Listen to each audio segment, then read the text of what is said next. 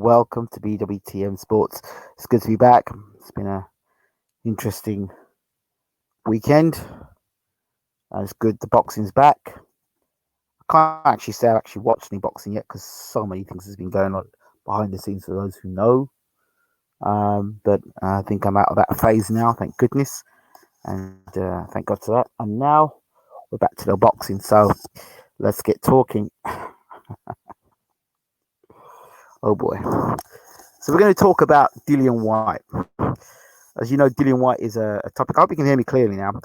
It's a topic that I talk about a lot on this channel. And I actually like Dillian Whyte. I like him as a fighter. If somebody asked me favorite fighters at the moment, I think Dillian Whyte would be up there. Why? Because he's got a backstory. He's got a personality.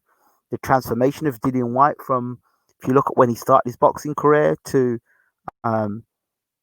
being quite a raw puncher and then moving to fighting the big fight with Anthony Joshua, then getting knocked out by Anthony Joshua, and then rebuilding his career, and then to becoming number one contender by WBC.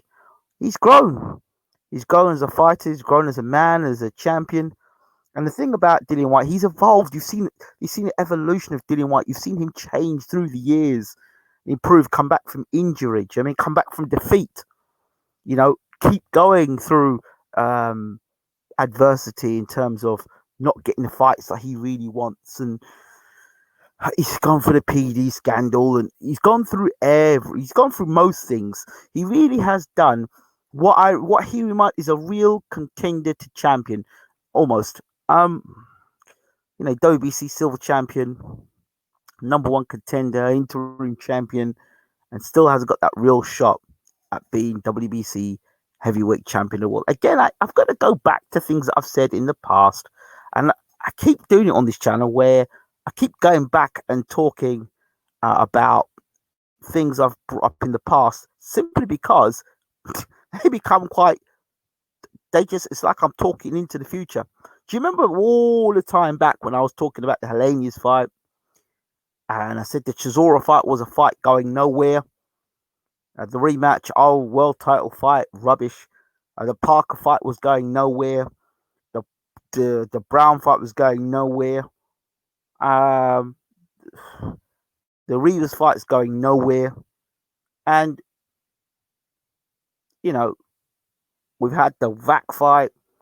Now we're going to get another Povetkin fight. They are fights. Good evening, GB Boxing. Good evening, Ruben. They're fights that are going nowhere. And I love boxing fans because they always make an excuse for Dillian Whyte. And the excuse is the two things people come up with. The first thing is, he's still getting the pay-per-view fights. Okay. Right? So he's got a good deal. He's getting them pay-per-view fights. Okay. How much more money would Dillian Whyte be making if he was WBC heavyweight champion of the world? With them pay-per-view fights? That's one. Two.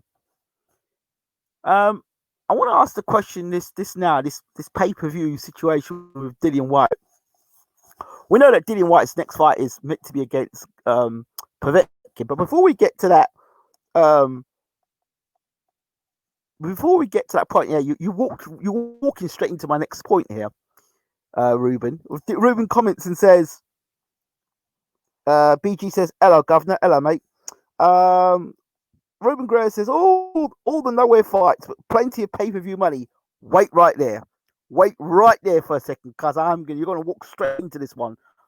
Everyone talks about the pay-per-view money that Dillian Whyte gets, the pay-per-view money. Stop. He's got a big fight coming up against the WBC, yeah?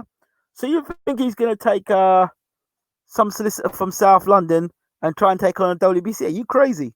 He's going to need the best solicitor possible. The best legal team possible, right? I'd like to know how much of that pay-per-view money that he's made. Remember, out of that pay-per-view money, he's got to pay his promoter. He's got to pay for training camps. He's got to, support his family. People think he must be on some serious money there, them pay-per-views. But I just wonder how much money Dillian Whyte's actually making his pay-per-view. And then out of the pay-per-view money, remember, he had that big cake, that situation with that that thing was hanging over his head about the drugs and the A sample and the B sample. How much money was taken out of that? Then he's got to pay the sanctioning fees as well. He's got that WBC interim belt. How much does he have to pay out of that? And then he's got this legal battle now. How much money How much of that pay-per-view money is he going to be using in this legal battle? So the pay-per-view thing is like it's like dangling a string. How long is the string? Right. So if he gets past Povetkin, he's going to have to fight Usyk. It goes on and on and on. But I want to say something here. The other common thing people say is, well, Dillian Whyte, he was meant to fight Lewis Ortiz. Hold on a second. Dillian Whyte has fought more top 10 contenders, right, and eliminators than Alexander Usyk. Alexander Usyk has moved into the heavyweight division, right, fought Chaz Witherspoon. Yes, he was undisputed cruiserweight champion. This is a new division, the heavyweight division. He's proved nothing in the heavyweight division, apart from what he did in the amateurs. He's come into the heavyweight division. He has he's had 3 lackluster performances. In a lackluster performance against Bellew, it wasn't great. Bellew was outboxing him until Bellew ran out of steam. He fought against Chaz Witherspoon, looked terrible against Chaz Witherspoon. And if you go back even further, the fight before that was against Breeders, and Breeders made him look bad as well. So it's not like Alexander Usyk's been on fire in the last 3 fights. But wasn't he meant to fight Luis Ortiz as well? Wasn't Ortiz ready to fight Alexander Usyk? And then Usyk pulled out of that fight. Then Usyk was meant to fight, what's his name again? This guy, the brother from France. Lost his name now. But he's meant to fight the guy from France. Pulled out of that fight as well. Injury. So Usyk can have pullouts. Well, nobody mentioned about it because it's just a pullout. If Dillian Whyte decides to pull out a fight, if Dillian Whyte decides to pull out against Ortiz, Dillian Whyte's ducking him. But if Usyk does it, it's not ducking, it's an injury. So yeah, the GB boxing, the WBC use courts in New York as well. He's got no chance, in my opinion. He's on a fight-by-fight contract, so it's not like he's being stringed along whilst he's being tied down. Let me ask you a question: he had the opportunity. I talked to Bob Arum. If you don't believe me, go back and listen to the interview with Bob Arum. Bob Arum, I asked Bob straight up about Dillian Whyte, and he said that Dillian Whyte should pick himself up and come to America and fight a couple of American opposition. I think the Bob Arum team would have been better for Dillian Whyte than him fighting under Matchroom. Dillian Whyte's pay-per-view in the UK, but who the hell knows him in America? And that's the problem. Dillian Whyte needs... Do you see what Tyson Fury did? Tyson Fury was no big name in England. He was not a big name. I mean, you remember when he was struggling to sell tickets in England and people walking out the arena when he fought Silly Sam. Do you remember that? Or Safa Saveri. Fury was always a big talker and he was entertaining to listen to, but he was no big ticket seller in the UK. Don't tell me Fury was a big ticket seller in the UK. He went to America and the Americans liked his style. And he fought in America against from opposition in America. And what happened? Look what happened there. You got European fighters. But he fought in America on American soil. So he followed the Arum model and it worked. Now, I will bring up the racing because I don't know. I don't know if Dillian Whyte would work the same way in America. I don't know. But I would like to see Dillian Whyte go and fight in America. So there must be a reason why Dillian Whyte would fight in the UK and stay with pay-per-view in the UK. Would he get the same money in America? Well, I think you take a chance in America and, get to know you, get your name out there in America, get a fight in America, I think. So I don't, there's something I don't quite understand about all of this. Because if you know that, like, in all honesty, if you look at it, either one of two things. Whyte doesn't want the fights or his promoters failed him. One or the other. How many people has the promoter delivered for? He hasn't delivered for Dillian Whyte. He didn't deliver for Luis Ortiz. I know they used Luis Ortiz and they hid Luis Ortiz from Anthony Joshua. I know that. And then after he left, Luis Ortiz had a great high profile when he came to Matchroom. When he left Matchroom, his profile was in the pits, it's in the dumps. How can you go from fighting Tony Thompson, right? I'm sure it's Tony Thompson he fought. How can you go from fighting being a number one contender, interim champion as WBA, to fighting Dave Allen and Malik Scott? Can you explain that to me? Out in Monte Carlo. Dillian Whyte's pay-as-you-go contract with Matchroom. Reason why Eddie screws him. There you go. Pay-as-you-go. That's what it is. And I've said it before. Dillian should have left for America. I would like to see how Dillian would have worked out with Al Heyman. I'd like to see how Dillian would have worked out with Bob Arum. You know, these are guys. I'd like to see how he would have done in America. It would be nice to see what their look is. Well, I don't know as well what the contractual issues would be if he were to sign with Bob Arum and why he wants to be an independent. I don't know. I always feel with Dillian Whyte. I was fine with Dillian Whyte. It feels the impression I get is that he's not buying into being part of the club, and because he's not being part of the club, he's not whatever that club may be. You know, everyone else is playing chess, and Dillian Whyte wants to play pool. And to get in the club, you have to play chess. And Dillian's like, nah, I'm playing pool. So if you want to play pool, then you have to do it the hard way. So we're going to punish you. This is what I think will end up happening. This is what I think will happen. I think they're going to do what they did to Dillian Whyte, what they did to Lennox Lewis. They're going to give him the WBC belt. They're going to hand him the WBC belt. If the WBC carry on with their race-related actions, look the path so far. Devin Haney wanted to fight Lomachenko. He gets elevated to being champion. Lomachenko gets elevated, becoming super champion. Charlo wanted to fight Canelo. Canelo ends up becoming super champion, and Charlo becomes champion. Look at this one. Dillian Whyte wants to challenge Tyson Fury for the belt. Guess what? If the WBC have done what they've done so far, then guess what? Dillian Whyte will get the WBC belt, and Tyson Fury will get elevated to WBC super champion. Keep the money in the pot. Keep away from Dillian Whyte. And then I think they're gonna rubbish Dillian Whyte, and the fans are gonna be so stupid. They're gonna rubbish Dillian Whyte by getting a WBC belt, right? They'll probably get him to fight. Either they'll give him the belt, or they'll put him in an eliminator, like a world title fight where a vacant WBC belt, where Dillian Whyte has to fight either Usyk or someone else to become champion. So they say, all right, yeah, okay, we'll give you the belt. But you have to go fight for the vacant.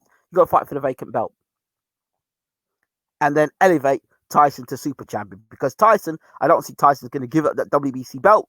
If you look at what Tyson Fury did, if you go back to my interview I did with Tyson Fury on this channel when he had the IBF belt, and I went and interviewed him when he was in London, and he wasn't too keen on having to pay sanctioning fees to the IBF when they had him bloody giving him his belt and they were about to strip him for it. If anything goes the way I think has gone previously, I don't think Tyson's going to immediately give up his belt for Dillian Whyte. Hell no. He's not going to give up his belt. So the best way to move around Tyson Fury is say, hey, Tyson, you don't give up your belt. We're just going to elevate you to WBC champion, super champion, and Dillian Whyte will get the WBC champion. And then that way, it will end up being WBC champion, and you'll get people coming out calling it the World Bean Champion. Wait, the World Bean Champion or something like that. And they'll say, oh, he's a paper champion. Dillian Whyte's a paper champion. And then they'll keep the money away from Dillian Whyte, and the big fights will go with everybody else, but they'll keep Dillian Whyte out of the picture. That's what I think will end up happening, just to punish him further. That's what I think will end up happening, as a guess. Yeah? Because I don't see how Dillian Whyte, if he hasn't had a world title fight yet, and how many days he's been waiting, I don't see how suddenly the WBC are going to do a U-turn, like how Boris Johnson did a U-turn, or Marcus Rashford today for free school meals and stuff. I think it was free school meals. He did the U-turn. I don't see this U-turn happening somehow. I see the WBC pull every trick they can, exhaust. And what these people are doing, these people are good at exhausting you. So they'll exhaust you of your money. So all these pay-per-view fights, Dillian Whyte, because his promoter didn't do what had to be done at the time. But I don't know. It could be a situation where he's paying the promoter to promote the fight, but he's also paying a certain amount of money to be on the show. But not only he's paying the money to be on the show, remember, Dillian Whyte's got a stable. I got a shout out to my man as well, who's just recently signed with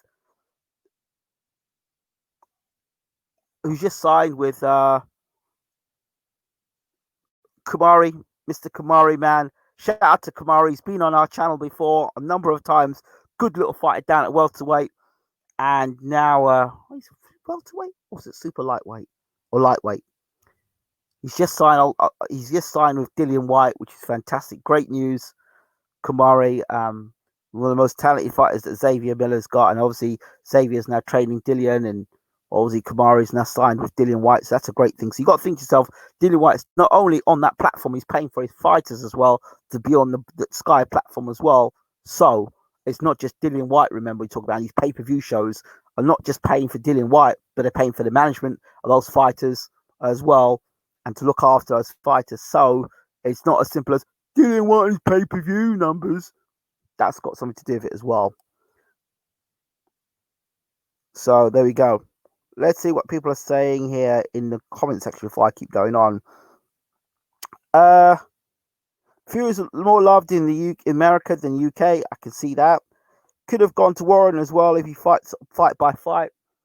Yeah, Warren. The Warren deal. I did say he should move to Warren.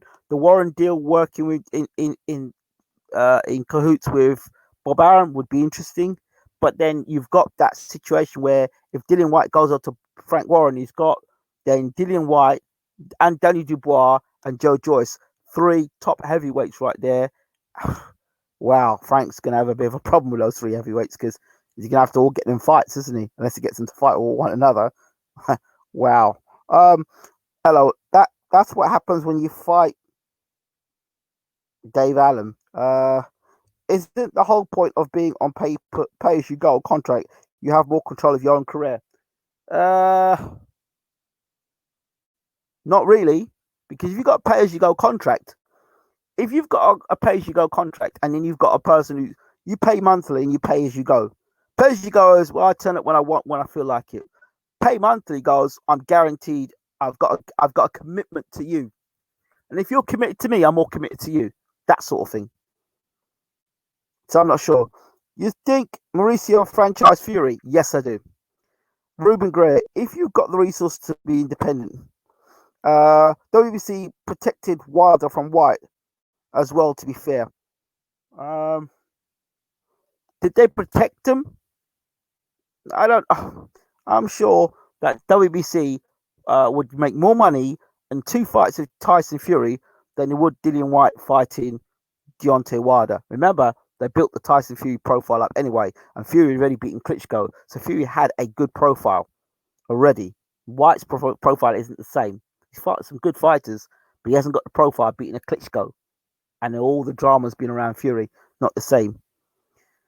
Ruben says to London, yeah, that's true, but if you don't have resources to be independent, why wouldn't you go with a promoter to invest in you, so less chance of getting screwed over, messed up? Promoters' money too. Okay. BG London says, Dillian Whyte ain't no David Haye going independent, LOL. Good point there. Why twice did Tyson say he'll fight him? Yeah, Tyson said what the hell he wants. Who's Dillian's manager, Dean Whyte or Lamar Scott? One of the same, aren't they? LOL. Lolo, WBC can't afford to pay Whyte's millions. I would believe that. PBC can't afford to hold the Fury Wilder 3. Interesting. Okay. But isn't the case that the pay for all pay-per-view fighters that they have to pay rest of the team? No. You forget Dillian Whyte's got fighters in his stable. Just like Anthony Joshua's got fighters in his stable. I just said it a minute ago. He just signed Yusuf Kamari. That's it. He signed Yusuf Kamari. Shout out to Yusuf Kamari. If you don't know who Yusuf Kamari is, check out the channel. Again, you can check out the channel. You'll find out who Yusuf Kamara is. Did quite a few interviews with Yusuf now. Check him out on the channel. Another guy that's been trained by the great Xavier Miller. People are going to respect Xavier more and more as time goes on. Another trainer that we've worked with, and he's a very good trainer. WBC is all about the Benjamins. Simple. That's it. It's all about the Benjamins. So you say, well, they protected Whyte from Wilder. Really, in business terms, no disrespect to Dillian Whyte at the moment. Who's Dillian Whyte? He's a tough guy. He's a dangerous opponent. He is possible. He can render both Fury and Wilder unconscious with that left hook if it connects. Why the hell do you want him interfering with multi-million deal, a 2-fight multi-million deal? Come on, and you're going to get money out of that. Come on. What's more of a blockbuster, Dillian Whyte versus Deontay Wilder, or Dillian Whyte or Tyson Fury versus Deontay Wilder? At this point in time, if Dillian Whyte had gone to America and had a couple of fights in America, I think it might have been a different situation. If Fury becomes franchise champion, do you think AJ will still fight him with no WBC belt? That's interesting. Ultimately, Tyson Fury is the undisputed heavyweight champion of the world. All we need to know is if the landlord, as Joshua calls himself, is actually a landlord, or he is reporting to his boss. That's all we're trying to find out here. Because at the moment, the landlord was loaned some belts. That's what happened. The landlord was given some keys.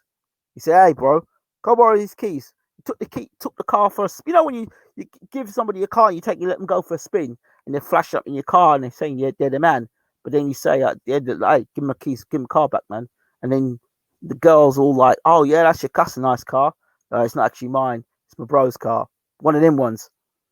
So, is Fury active enough to give him franchise status? WBC went whatever rule up they want to make up. WBC will make up. Listen, this is the same WBC that told us all that if you can't lose your belt being a franchise champion. You cannot lose your. Listen, WBC bring up belts. Didn't they have a? There's got Joe Joyce fought the WBC. No, not Joe Joyce. He's got the WBC Youth Championship Youth title. The WBC. Remember the Diamond belt?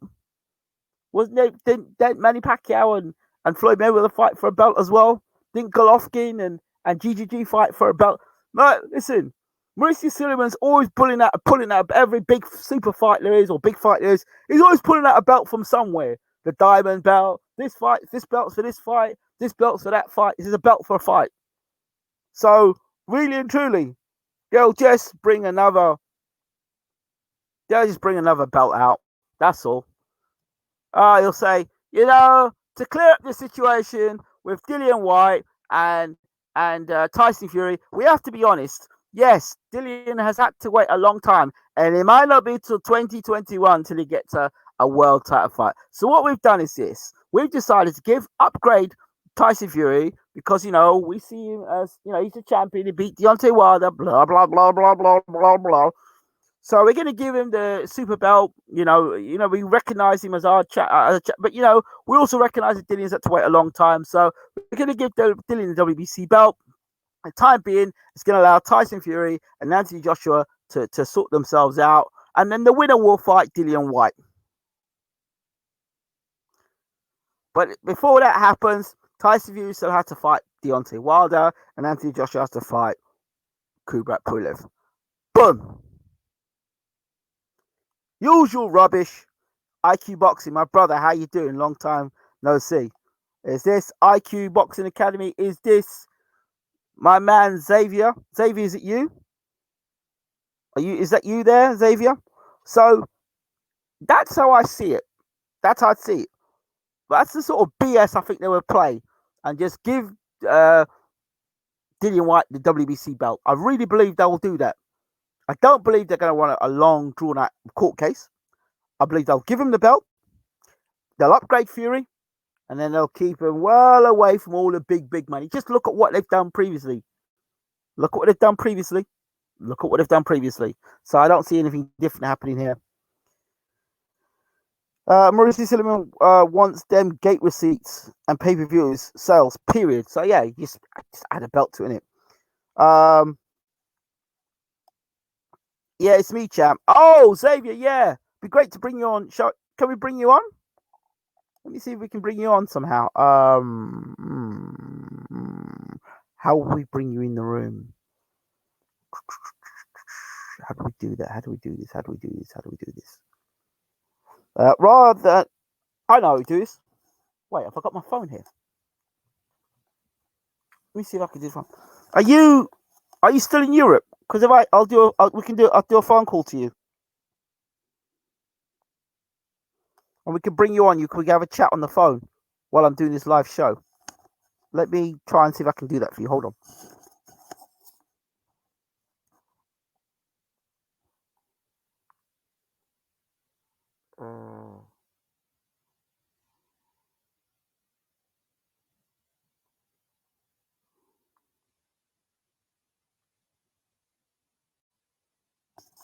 See if this works. See if we can get this to work.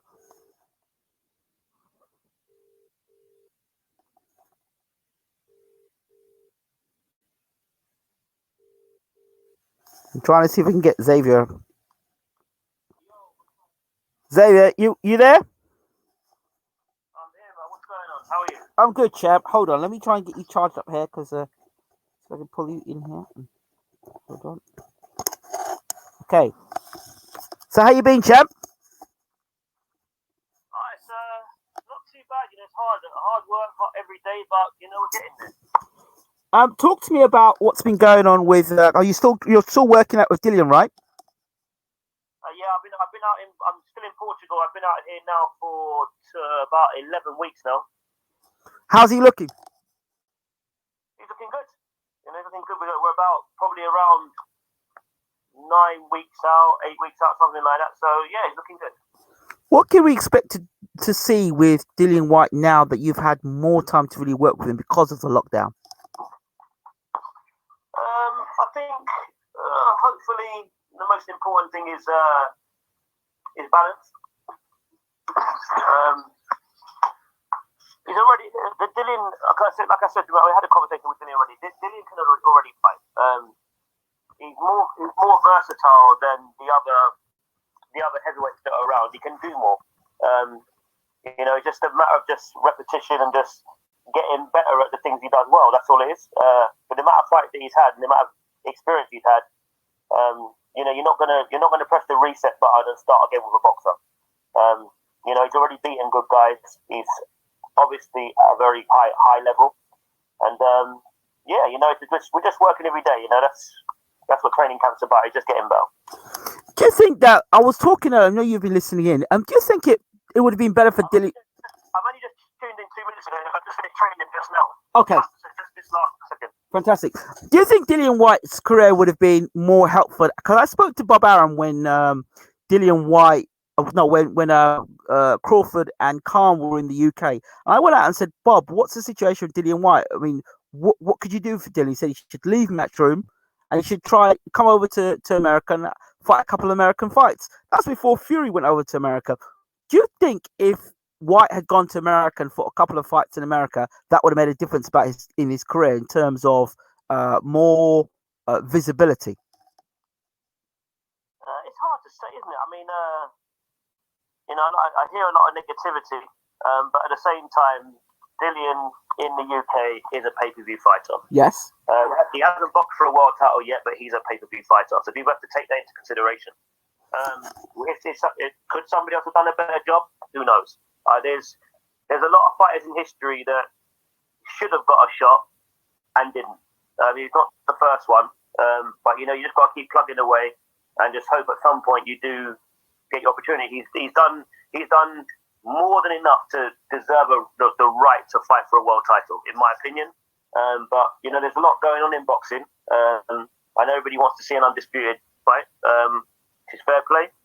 So you just got to keep working until your time comes and use the time you have wisely. Just get better. The longer these guys keep delaying this man's, opportunity, the better he's getting. He keeps fighting quality opposition. He's fighting quality opposition again.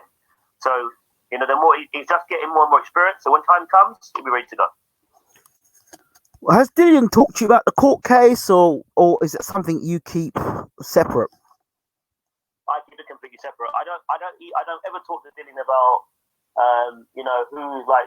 I only ever talk to him about the fighter that he's signed to fight. We don't have those sort of conversations ever. It's just strictly training camp. Obviously, I've had a different conversation with him regarding Usyk Kamari because he just signed Usyk. I was just talking about that. Yeah, I've had Usyk for a long, long time, so I'm really happy that Usyk will now get some TV exposure. That's the only thing that was missing. There was a couple of people that was actually interested in Usyk, which was great. But I felt very comfortable with Dillian. Dillian understands the business of boxing because he's got himself to this point, and I thought that he could do a good job for Usyk. So, and they've always got on really well. I mean, when I was training Dillian back at my gym in Neasden, the first time he walked in, I think Usyk was on the bag. He said to me, "Who is he?" He said, "He looks really good." So I said to him how many fights he had, so on. So he kept an eye on him. And then one time, Dillian came down to train, and Usyk was sparring. And then he asked me a bit more about Usyk, and then we're just waiting to. He said obviously he was at the time Usyk was still signed, and respectfully he said, well, maybe I'll talk to you about him in the future. So as soon as Usyk's contract expired with Steve Goodwin, he said to me, we'll have a chat.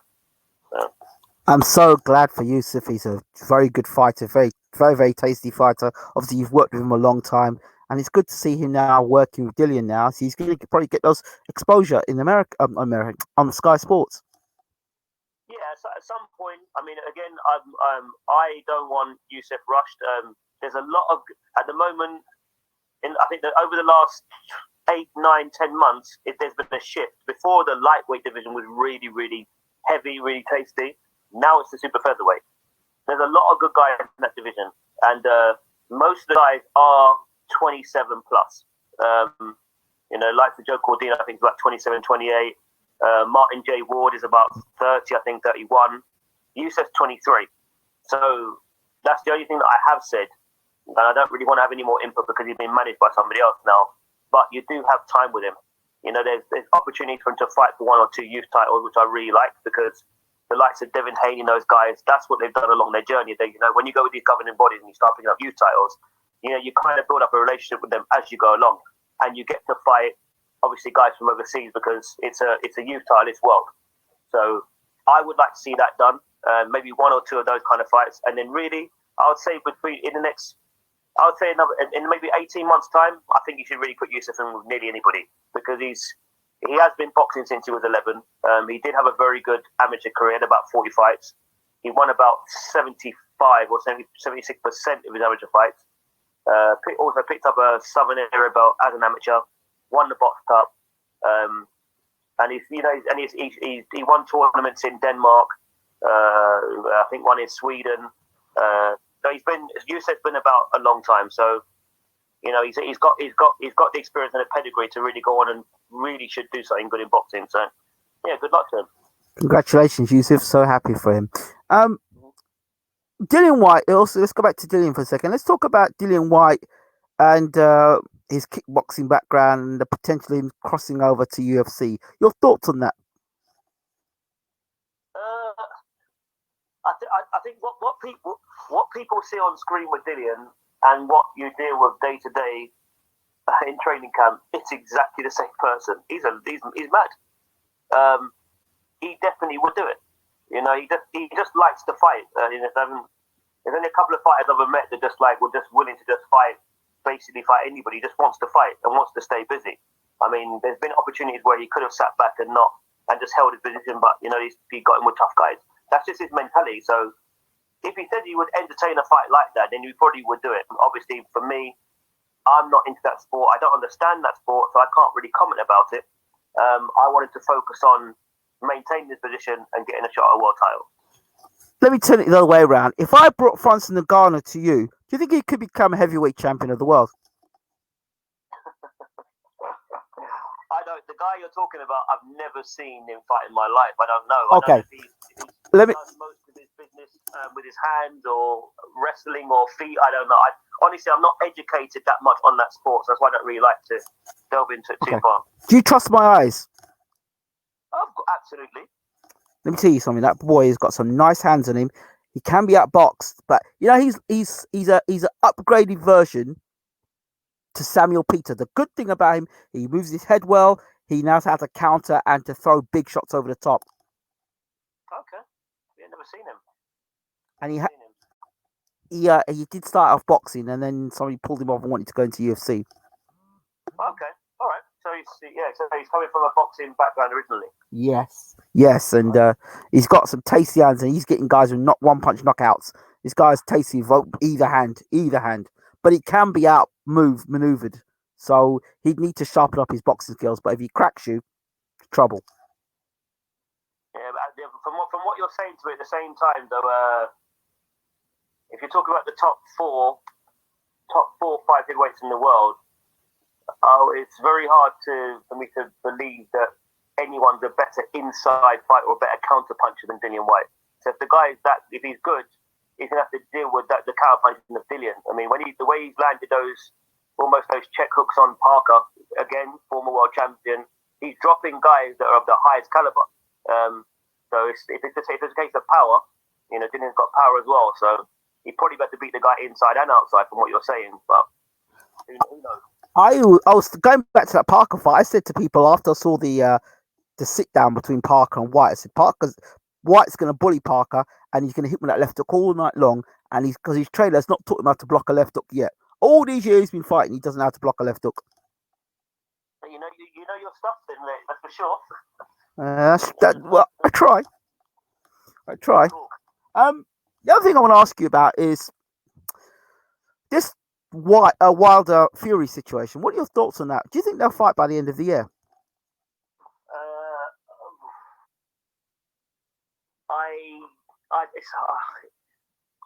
It's because I'm still I'm still waiting for like an official announcement from the British Boxing Board with regards to when boxing actually is starting up and when they're going to have shows, with large gatherings and so on.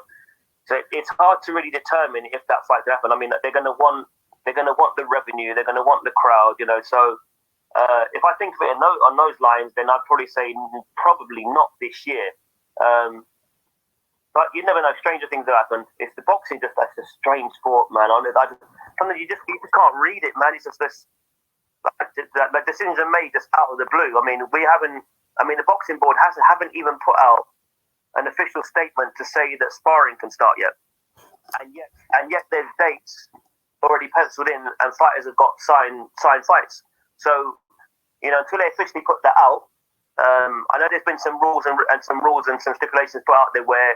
I think they did put out one today, but again, it's still not just open. If you understand what I mean, it hasn't been put out there saying, "Yeah, right, you can spar now in any gym."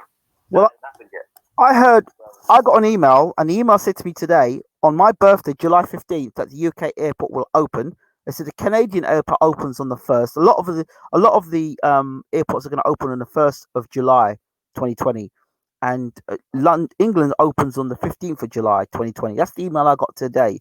I don't know how true that is, but if that's the case, then it'll be interesting to see whether that has any impact on boxing because the airports will open again. That's true, yeah, exactly. I mean, all these things to be considered. I mean, right now, the way Eddie's talking about his fight camp, obviously he's looking at domestic fights. And I was desperately trying to get Kay on one of those fights, Kay Prosper. Yes. But it's a difficult one. I know they're going to find it hard to match guys if you can't find somebody here, and not everybody's going to be wanting to be thrown into fight. Some guys are talking about they might need to fight, but they're not going to get it because the landscape of boxing has changed. So yeah, it's interesting time. Dillian Whyte being given the WBC belt, how does that work for you? Well, it works just fine for me because that means I would have earned myself a world champion. But the fact they just elevating to WBC champion, is that do you get any joy out of that? I'll be honest with you, I will take that all day long because as far as I'm concerned, he should have got a shot a long time ago anyway.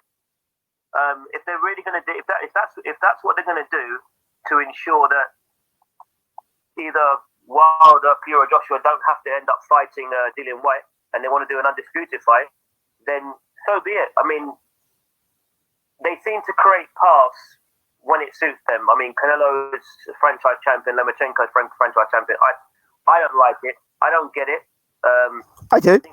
I do. It creates an unnecessary safety net, and they know exactly what they're doing. So, but you can't blame the fighter who's actually got themselves in a mandatory position and has been fighting to get himself up the ladder with a governing body, and then when his opportunity comes, they want to delay it even further.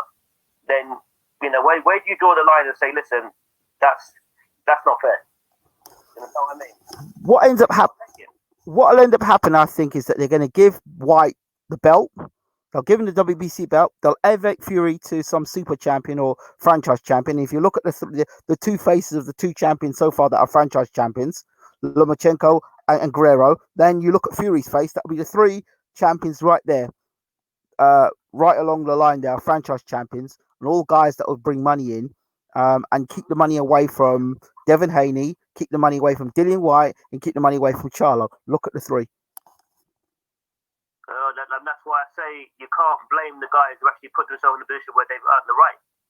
If that's how they get a world title, that's fine. But at the end of the day, you have to remember when you've actually got the world title, then you know your value does increase. So sometimes you got to think with your head, your brain, and not think with your heart. You got to be sensible in this game. I mean, he will eventually probably be in a better position to eventually get a shot at one of those guys if he gets elevated anyway. That's the way I personally see it. Whether it works out that way, I don't know. But you can get caught up and get yourself frustrated with this game and take your eye off the ball. Dillian's got a very, very tough fight coming. Povetkin's only been beaten by two guys from what I can remember, which is Joshua and Klitschko, unless I've got that wrong. I think that's the case. Yes. Yeah, so he's a former Olympian, gold medalist. I mean, this is a tough. Again, it's another tough fight. You really need to focus and let the guys that represent you behind closed doors who are working on your behalf, let them deal with all those issues and politics and so on and so forth. You need to focus. To me, I think that's my advice. this fight you've got here with Povetkin is the most dangerous fight of Dillian's career to date, since the Joshua fight, because he's Olympic gold medalist, and that in itself, and his boxing ability that Povetkin has, and former world champion, it's the most dangerous fight Dillian's got, because he's fighting against a boxer puncher who can counter punch, who's got quick hands, who if he hits you with a left hook and he hurts you, he's a very good finisher. Povetkin's dangerous. Yeah, exactly. I mean, you're talking. The key word here is pedigree. I mean, people just need to remember that they're talking about age, but you have to remember he just fought a young guy in Hunter, and Povetkin was the one that finished stronger.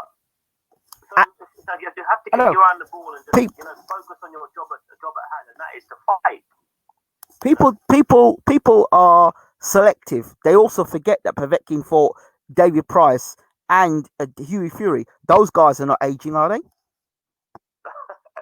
Very good point. Exactly. So that's why you've got to talk to educated boxing people like yourself, because otherwise you can get lost in this sport. This fight is serious. It's very, very serious, and I'm taking it very serious. I've been out here almost like a pre-camp before you even start camp. That's how seriously I'm taking it. The thing is, I can also see that WBC belt being made vacant for Povetkin versus Whyte. If the WBC want to get themselves out of hot water and not get themselves going to court, well, if they see one of two things, they want to drain Dillian Whyte of his money and punish him more, or they're giving a WBC belt against Povetkin, say, fight Povetkin for the title, or better still, don't fight Povetkin. The winner of you two guys ends up fighting Usyk. That's nonsense I can see happening as well. Well, yeah, exactly. More nonsense. You know what I mean? The guys have got a string of decent, of good opposition to get himself in a position to go and fight for a world title. Should be fighting for a world title. If you're not going to give him an opportunity to fight for the world title, well, then franchise and give him his world title. Then that's the way I personally see it. And obviously, I'm in the Dillian Whyte business. I'm not really in everybody else's business. Business. I've got a job at hand here, and that's to do the best I can for my fighter. Let me test. Let me give you something here that will just see how much. Okay, how much of a fan of Mike Tyson are you? I'm not really a big fan of Mike Tyson, no. Okay, good. Would you be a fan of Mike Tyson if Mauricio Sullivan said we're going to make Tyson number one contender for the WBC Heavyweight Championship of the world? How would you feel about that? You laugh, but you know that if Mike says, you know what, I fancy a shot. It's comical, isn't it? Then Mauricio Sullivan will pull out another one of these belts, the WBC Super Diamond and Gold and Bronze belt. It's crazy. For the interim heavyweight world championship. At the end of the night, there'll be one winner. WBC. Sometimes we have to wonder what on earth is going on here, dude. So what are your thoughts of Iron Mike coming back and people talking about Iron Mike beating Joshua Fury and Wilder? My response to that is, honestly, what great fighter did Mike Tyson beat? Don't start that conversation with me because I've been telling people years that. His greatest wins were way past it. Larry Holmes, he would have never been in his prime.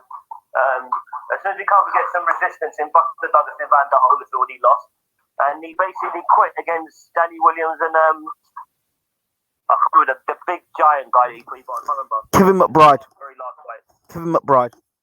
Yeah, so throughout history with Mike Tyson's career, there's always been that. To me, he's never actually beaten like one of the top boys in my opinion, especially in their prime. I mean, even Evander was supposed to be past it when Evander beat him. He's lucky that in my opinion that the fight didn't happen when it was supposed to happen a few years. Amen. When he pulled out, people forget that he pulled out. I think once, not just once, but twice to fight Evander, and that was a peak Evander Holyfield. It's the same conversation I have with people about Lennox Lewis. If Lennox Lewis had boxed Evander Holyfield before he found Emmanuel Stewart, he would have knocked out. I said this. I only told these people this a couple of days ago. I mean, we were all in the gym having this conversation, me, Dilly, and everybody else, and we were saying Evander Holyfield is the greatest of his era because when you look at his CV, he boxed everybody. Michael Mora, Mike Tyson, Lennox Lewis, Ray Mercer. His CV's crazy. Yes, the other guys were great, but they came good later. Holyfield fought Bo in his prime. No one compares to his CV. No one. He was special, and I hope now people actually realise and talk about him as if, he should be mentioned in the same breath as like Ali and those guys because they showed separation. Holyfield was special. I mean, these guys in like a Bo, Lennox, those guys, they didn't fight Michael Mora. They didn't fight those kind of guys. But they forget that Vander did. He done all that. Exactly. He came up in weight from light heavyweight or cruiserweight. I mean, I'm looking at Lennox Lewis when he fought Oliver McCall that night. Put that Lennox Lewis in with a Holyfield that fought Burt Cooper that night. That Holyfield who was throwing clusters of punches, went fought George Foreman. I don't see Lennox beating that guy. No chance. No way. I mean, even the rematch. I thought he beat Lennox in the rematch. I thought he beat him in the rematch, but I thought they couldn't give it to Holyfield because they didn't want another scandal. Yeah, that's why. There you go. Exactly. But okay, so what do you think of Holyfield Tyson 3? I think Tyson will put them away. I think from the training clips I've seen, Holyfield looks like the older fighter physically to me. He looks, the way he moves, he looks tired. Holyfield. Wait, Holyfield's always looked tired though. He always looks tired. Say again? Holyfield always looks tired. He looked tired when he fought Lewis the first fight. Tyson looks actually more coordinated than Holyfield. Holyfield looks like he's had a long, hard career and really needs to be like coaching or something like that. Not talking about getting back in the ring. I mean, I think he even admitted himself that he would prefer for the fight to be more of a light sparring match rather than a real fight. I can't see that happening. So, I can't see Mike having it happen. That doesn't even sound like Evander Holyfield. So you can see where he is. He knows that he doesn't have anything left to offer. I would actually like to see Shannon Briggs against Tyson. I think Shannon Briggs will knock Tyson out. So do I. There was a reason why David Haye avoided Shannon Briggs like a plague. There was a reason. Well, hasn't Shannon Briggs got the most first-round knockouts in history? I'm not just in history, but he has got one of the highest first-round knockout ratios of all time. Yes. Yeah, early on he's dangerous, isn't he? But I actually spoke to him on a live IGTV live about a few weeks ago. Yes. I love that guy, man. He's too funny. He is very funny. So the Mike Tyson situation, you're not so keen on it. I don't want to see it unless in a fight Briggs.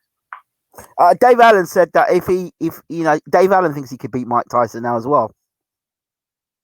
Probably have a good chance because if it gets past about 4 or 5 rounds, Mike Tyson's not going to want to be in it no more.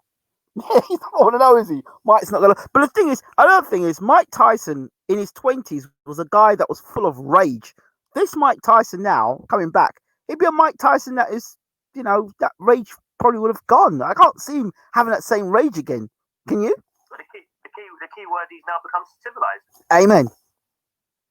Yeah, so he's not going to be the same animal. He'll probably be smarter, but he won't. After 3-4 rounds, he's not going to offer anything, honestly. And Allen is he's very limited, but he's proved that he's flipping tough as nails, though, man. Yes, he is. He is. Yeah.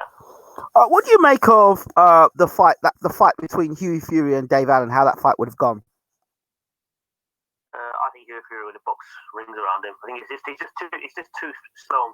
His feet are too slow, Allen. But what about if Allen was able to apply enough pressure on Hughie and put him under pressure? I still think he could cope with it. I mean, he wasn't doing too badly against Povetkin. And then switched off. A different level to Allen. But then switched off. He does switch off in fights. That's the problem with Hughie. He seems to switch off. Yes, he does.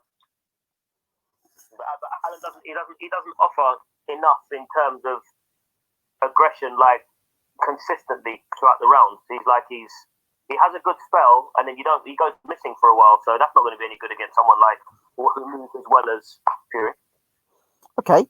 One last fight I want to talk about, and it's a development thing. I'm concerned about this fight because I don't think the young man is ready, and I don't think he's had the fights to prepare him to be ready, which is Daniel Dubois against Joe Joyce. I think Joyce has had the more preparation. He's had more sterner fights as a pro and being older, and I think Dubois is being thrown in there because at this minute in time, because I think Frank needs to speed things up because of the current heavyweight climate. I could be wrong there. For us as neutrals, isn't it a great fight? No. I don't think it's a great fight because, as far as I'm concerned, Dubois hasn't had the fights to make it an exciting. If Dubois had 1 or 2 testing fights, the fight I saw him against that Richard Lartey, as soon as Lartey came throwing punches at him, he looked like a rabbit in headlights. He looked like he was panicking, and that's how he's responding to Richard Lartey. God only knows how he'd react when Joyce starts throwing punches. I mean, Joyce is he don't throw. For me, I call him the British George Foreman because of the way he moves forward, plugs forward, gets you against the ropes, and then just lands thudding punches on you. I call him the British George Foreman. Yeah, I mean, every second, third person I speak to, they got a different result or different end to this fight. So some are going for Joyce, some are going for Dubois, and that's why I like it because people are split. Mm-hmm.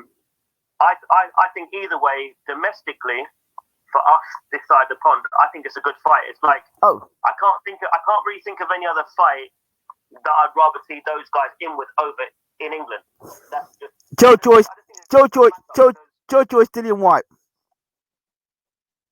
He's too slow. I know. I still want to see it.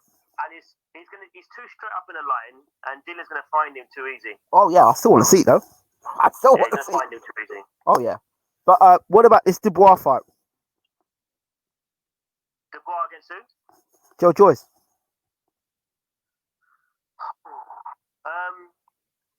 tell you what, I'll make it interesting because you've gone for Joyce. I'm going to go for Dubois. If I say it live, then that makes it more interesting. So next time we speak, when the fight eventually does happen, somebody's going to have to. Yeah, but look, okay, but you know what? I'm going to make you quite literally U-turn on what you've just said. You were just talking about Usyk Kamari, right, and his development as a fighter, and he needs to be managed correctly in his development as a fighter. It's just cracking up. So say again, Sam. I said you talked about Usyk Kamari earlier on going with Dillian Whyte and how Usyk needs not to be rushed and needs to take his time. Now we got Daniel Dubois, and he seems a guy that needs to take his time. He doesn't need to be rushed. He's only 21. He's fighting against a 30-year-old man who actually is a experienced amateur and pro. Yes, he is. So can you explain to me? But isn't Daniel Dubois? Correct me if I'm wrong. Is he a British champion? Yes. Yeah, so Usyk Kamari, he's not even fought for a British title yet. So, but okay, I can't hold on. Who did he beat to become British champion? Not sure. Probably I don't know. Was it Gorman he beat to be British champion? Oh yes, Nathan Gorman. Yeah. Right, and Nathan Gorman. Not being no disrespect to Nathan Gorman, but he was scared of Dubois. Yeah. And he was open to the right hand before he got in the ring. So yeah, I mean, true. He was. So I mean, he wasn't that much opposition to Daniel Dubois. So I'm not knocking Gorman, and I'm not knocking Dubois. It is what it is. And then he fought the guy from the sumo wrestler from Japan, brought him over. I mean, that is not preparation for Joe Joyce. I'm just being honest. I'm not knocking him. I'm just saying it is what it is. And this is a Frank Warren fighter. At the same time, Joyce did not look great against Deverne. Well, hold on a second. I mean, obviously, I was there for the fight. I was with Stavern that week. I mean, Stavern wasn't in no shape for that fight. He wasn't in no shape for the fight. Yeah, he wasn't in no shape, and Joyce still didn't look good to me. He was getting hit too easy. Yeah, but did he eat Stavern's punches and walk straight through them? Yeah, he did. Against a former world champion who knocked out Chris Arreola, something that Klitschko couldn't do. Like I said again, pedigree. Got pedigree. I suppose that's why Dubois will test himself, and then hopefully, if he does beat Joyce, then he should get the respect. I hope he's got enough in the tank. So do I. Joyce is not going to stop all night long. That's it. Lunatic. That's it. And if Dubois is going to win the fight, he's got to win the fight in the middle of the ring. If his back touches the ropes, good night, Dubois. He'll get knocked. If he's going to get knocked out, Dubois will get knocked out with his back against the ropes, being overwhelmed by Joyce. That's where Joyce's best work is. I think Dubois has to win this fight, win the first 6 rounds. Or I think he's going to tire, and I think Joyce might stop him late. So I think his plan should really be to try and get him out within the first 5 rounds. I think as soon as he gets hit by Joyce, he's going to panic and just frail. Yeah, he's going to frail. Really? Because of. I mean, I heard a report from Vlad Tsarenko. He sparred both of them back to back, and he said that Dubois can punch, but he's green, and he doesn't like it when it gets on top of him. And he said Joyce is strong, like an ox. Yeah, man, he looks it. And then Joyce is already talking about Dubois quitting it somewhere in the amateurs. He choked in the amateurs. If those things are still there, I mean, their mental scarring is still there, they may come back to visit him. But again, some guys, when they're faced with a serious threat, that's when they perform at their best. I also want to remind you about Joe Joyce. He fought a gentleman who fought what's this guy? The tall Nigerian, the new Nigerian nightmare. And everyone's raving about this guy. They're calling him new Deontay Wilder. He's tall, long, and lanky. He fought him, and the Americans are raving about him. And this guy dropped him, and Joyce walked through his punches. So, I mean, Joyce can take punches. I fear for Dubois in this fight. I really do. Yeah, you're right. He might go. Honestly, he might go. But you see that's why for me, it's a good fight. It's a fight that I want to see because I don't really know what's going to happen. I mean, honestly, Joyce has also got to take them lasers from Dubois. He can punch. We really can. And Joyce is very straight up. So he might even be tailor-made for someone like this. But we'll have to wait and see. FA Jagba, thank you very much, Ruben. FA Jagba and Joyce fought the same guy, and FA Jagba got dropped by him. Right, a Jagba got dropped by this gentleman, and the same gentleman went and fought Joyce, and Joyce stopped him, but Joyce took punches from this guy, walked straight through his punches. So, and everyone's rating up a Jagba. So, I don't rate a Jagba, but everyone's rating him up. It seems if you throw. Joyce really seems to have an ability to really hold a punch, though, man. I just haven't even seen him like. Well, then again, I remember that body shot from Jennings, though, that really did cripple him. That was a bit alarming. Yeah, but you look, Jennings is a fit guy. You got to remember. Maybe that's the key. Maybe these guys are focusing too much on Joyce's head, and maybe they should focus more on the body. Yeah, but these guys. But you're looking at Jennings. He's got a tremendous engine, right? Throws a lot more punches, works the body more. His combination to lock the door. He does work the body more. So he's a guy that does more body work, and he's naturally more slipperier and throws punches with a bit more speed. So he's able to whip them body shots in. And Joyce is missing. I really like him because I remember I've met him. I've been in camp with him a couple of times because obviously he's someone that Derek used to always use. So, yeah. The sparring, so good guy, really skilled. He used to give Derek a lot of good work. I mean, sparring was always good between. All these guys coming up, right? They're guys that I used to talk with way before, like when Jennings had 10 and 11 fights. I was talking to him back then. Yeah, I know Jennings for years. Yeah, nice guy, man. I met him when I was out in Saudi as well when Dillian had this fight with Whyte. Yeah. So Josh Ruiz, he was there as well. John David Jackson, all these guys, seriously, I've got a lot of respect. Yeah, absolutely. They've been a long time. Final question before I let you go, because I know you're a very busy man. Alexander Usyk. Now, I was just talking to people about the Alexander Usyk situation, and I've said that Usyk in his last 3 fights has not looked impressive at all. He did look great against Bellew. He was getting outboxed by Bellew. Then he knocked Bellew out. He did look great against Breedis, and he looked shocking against Chaz Witherspoon. And Chaz Witherspoon caught him with something early, and he didn't like it, so he backed up. I'm just asking myself the question: is he the dark horse of the heavyweight division, or is he more hype? Is it fair to call him hype? I mean, undisputed cruiserweight champion. I think it's fair to say that he's just untested at heavyweight. When we see him won the better name, then we'll know more about him. But he's very capable. He's a good fighter, very good fighter. He looks tough, picks shots well. Southpaw, which not everybody wants to get in the ring with. He's interesting. But I just think he's going to come up short against the elite guys. But listen, who knows? I mean, he's another one. We want to see him in with one of the better guys to see how good he really is. Well, he's going to be fighting Derek Chisora. Is that something is that anything to tell us by him fighting Chisora? To be fair, I want Derek to win that fight badly. But Usyk's supposed to beat Derek because of his pedigree. And, Derek has obviously been in with everybody. A lot of respect to him. Mm-hmm. But he has come up short against quite a lot of guys. So, really, if Usyk doesn't look good against Derek, then I think we know all we need to know, really, to be honest with you.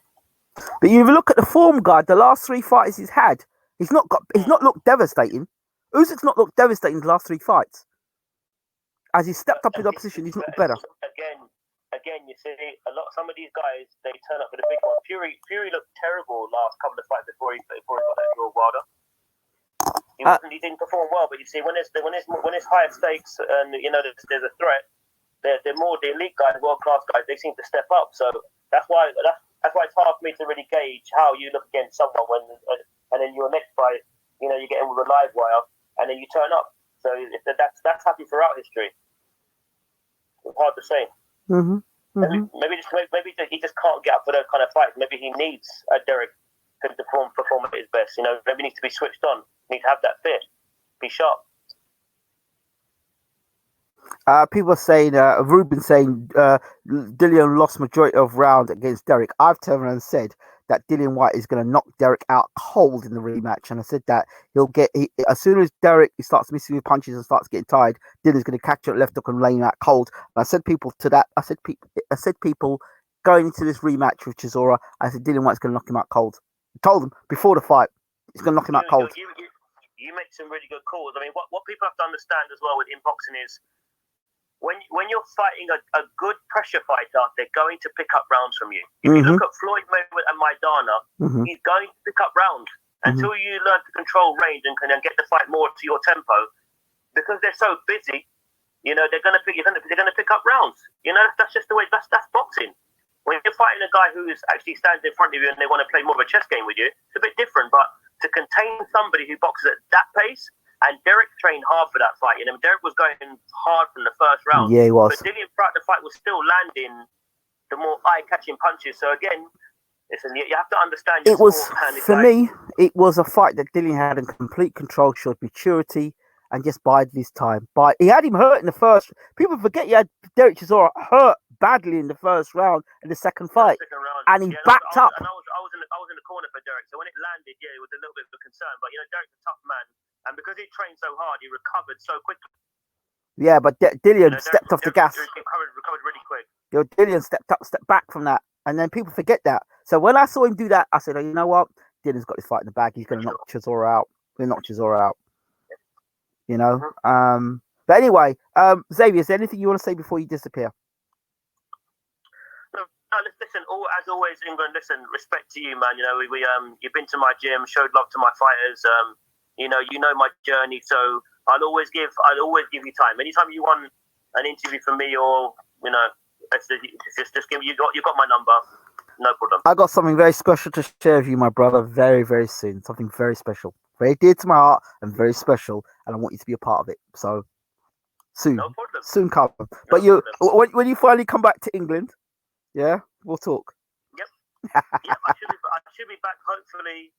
When the airport's open. Around the 20th of July, something like that, should be back. So, yeah. Once the airport's open.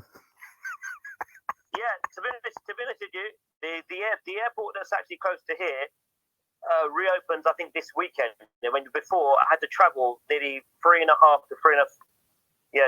3.5 hours on the train from here just to get to the airport. Yeah. So I'm so glad the airport's open now, so now I can go back and forth. So, yeah, timing. Just one other thing. Before I go, I should ask this. Would Dillian Whyte consider fighting Mike Tyson? And would you accept it as his trainer? As one of his trainers, yeah. Remember, Mark Tivlis still is of course, coach. Yes. But like I said, those kind of fights that just don't interest me. Honestly, I think the older guys should fight the older guys. That's what I prefer to see. Okay. Xavier Miller, once again, thank you so much for talking to BWTM Sports. Anytime, my brother. You take care. Appreciate it. Take care. All the best. Bye. So there you go. You never know who's listening in on BWTM Sports. There you have it there. The trainer of Dillian Whyte, Xavier Miller. Once again, lovely brother. If you want to know more about Xavier Miller, just go on the channel. Type in Xavier Miller. We've got in-depth interview with him. You even see myself and Xavier Miller on the channel working out together on the pads. Yusuf Kamari, check him out as well. I'll retag those videos for you to take a look at like that. So I hope you've enjoyed that. So that's my thoughts on Dillian Whyte, and his trainer basically had said what he had to say. So, right, let me get myself out of here. I hope you've enjoyed it, and I'll see you all soon. I did have another video I have to do as well. I think I've got a Tyson Fury video to do, talking about this whole Black Lives Matter thing. I wasn't going to do it, but I think I do need to do it. So I'll probably come back and do that. Talk to you soon. Thank you so much, people. All the best.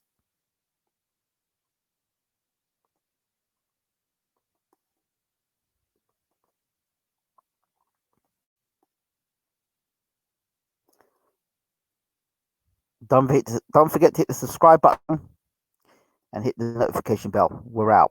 Thank you so much for watching.